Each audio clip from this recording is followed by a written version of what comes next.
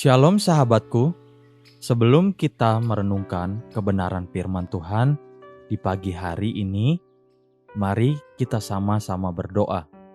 Bapa yang baik, terima kasih untuk pagi hari ini. Terima kasih untuk nafas kehidupan yang Tuhan masih berikan untuk setiap kami. Pagi hari ini, kami ingin kembali belajar kebenaran firman-Mu. Biar kebenaran firman-Mu yang terus menuntun dan mengubahkan hidup kami. Amin. Pagi hari ini kita akan merenungkan kebenaran firman-Nya dengan tema air curian yang manis rasanya. Mari kita buka Alkitab di dalam kitab Zakaria pasal ke-5 ayat yang pertama sampai ke-4. Demikian firman Tuhan.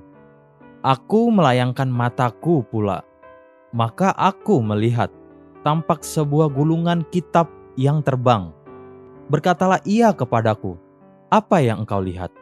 Jawabku, aku melihat sebuah gulungan kitab yang terbang, panjangnya 20 hasta dan lebarnya 10 hasta. Lalu ia berkata kepadaku, inilah sumpah serapah yang keluar menimpa seluruh negeri, sebab menurut sumpah serapah itu, setiap pencuri di sini masih bebas dari hukuman, dan setiap orang yang bersumpah palsu di sini juga masih bebas dari hukuman. Aku telah menyuruhnya keluar, demikianlah firman Tuhan semesta alam, supaya itu masuk ke dalam rumah pencuri dan ke dalam rumah orang yang bersumpah palsu demi namaku, dan supaya itu bermalam di dalam rumah mereka dan memusnahkannya, baik kayunya maupun batu-batunya. Ilmu pengetahuan sosiologi adalah ilmu pengetahuan yang mempelajari budaya, perkembangan, struktur, dan gaya hidup serta pola pikir masyarakat atau komunitas. Jika kita melihat sungguh-sungguh, kebusukan di dalam masyarakat itu sendiri menampilkan kehidupan yang terjadi di dalam masyarakat itu sendiri, kepemimpinan yang mereka hasilkan, dan kebudayaan yang mereka tampilkan. Setelah Perang Dunia Kedua, setelah Jerman hancur, pemimpin Jerman yang baru yang mewarisi kehancuran akibat tingkah laku Adolf Hitler adalah Konrad Adenauer. Negara Jerman dalam keadaan hancur dan porak-poranda, semua rakyat menyesali perbuatan dan tindakan Hitler yang mengakibatkan kehancuran bangsa Jerman. Bahkan membuat negara itu terpecah menjadi dua, Jerman Barat dan Jerman Timur. Namun tahukah saudara, Jerman bukan negara komunis atau monarki. Bangsa Jerman secara demokratis memilih sendiri pemimpin mereka saat itu, Adolf Hitler, dengan partai Nazinya. Demikian juga Amerika sampai hari ini masih menanggung rasa malu dan menata kembali legal system yang nyaris hancur karena tahun 2016 mereka secara demokratis memilih pemimpin yang bernama Donald Trump. Apa yang bisa kita pelajari dari hal ini? Kebudayaan di masyarakat terjadi sebagai cerminan keadaan karakter bangsa itu sendiri. Namun, kenapa seakan-akan sejarah kembali terulang di mana masa selanjutnya? Sebab seringkali manusia gagal belajar dan juga karena manusia tidak menerima ganjaran apa-apa.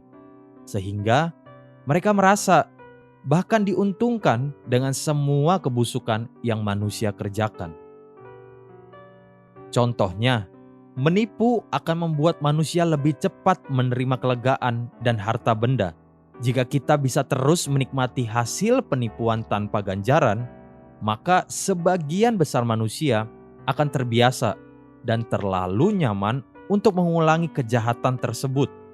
Bukankah firman Tuhan di Amsal 9 ayat 17 berkata, air curian manis dan roti yang dimakan dengan sembunyi-sembunyi, lezat rasanya. Inilah kebiasaan yang merapuhkan karakter ketika kita berhasil melakukan kejahatan dan seakan-akan tidak ada konsekuensinya, maka manusia akan terdorong untuk mengulangi kembali kejahatan-kejahatan tersebut.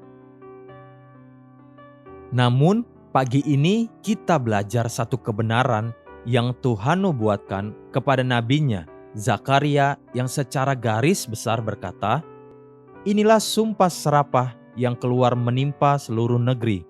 Sebab menurut sumpah serapah itu, setiap pencuri di sini masih bebas dari hukuman, dan setiap orang yang bersumpah palsu di sini juga masih bebas dari hukuman. Aku telah menyuruhnya keluar, demikianlah firman Tuhan semesta alam, supaya itu masuk ke dalam rumah pencuri dan ke dalam rumah orang yang bersumpah palsu demi namaku, dan supaya itu bermalam di dalam rumah mereka dan memusnahkannya, baik kayunya maupun batu-batunya." Tidak selamanya Tuhan akan tinggal diam dan membiarkan kejahatan berulang-ulang. Satu kali, ketika Tuhan bergerak dan mengembalikan sumpah serapah atau kejahatan itu kepada orang-orang yang terbiasa melakukannya, keadaan orang itu akan sangat merasa atau bahkan mungkin keturunannya akan menanggung akibat kejahatan-kejahatan tersebut. Israel adalah bangsa pilihan Tuhan, namun demikian Tuhan tetap adil.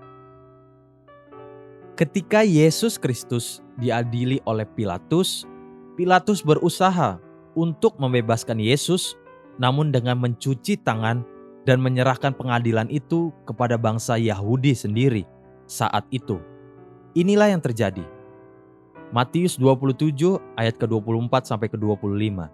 Ketika Pilatus melihat bahwa segala usaha akan sia-sia, malah sudah mulai timbul kekacauan, ia mengambil air dan membasuh tangannya di hadapan orang banyak dan berkata, "Aku tidak bersalah terhadap darah orang ini. Itu urusan kamu sendiri."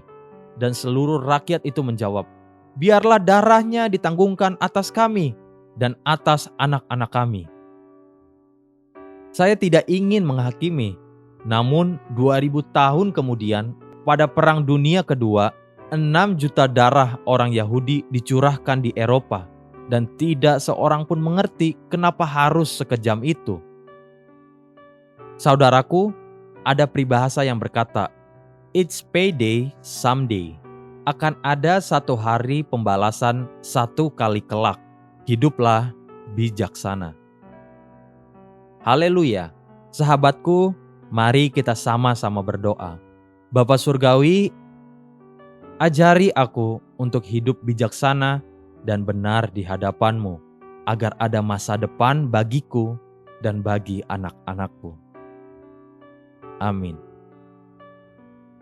Jesus loves you, and so do I.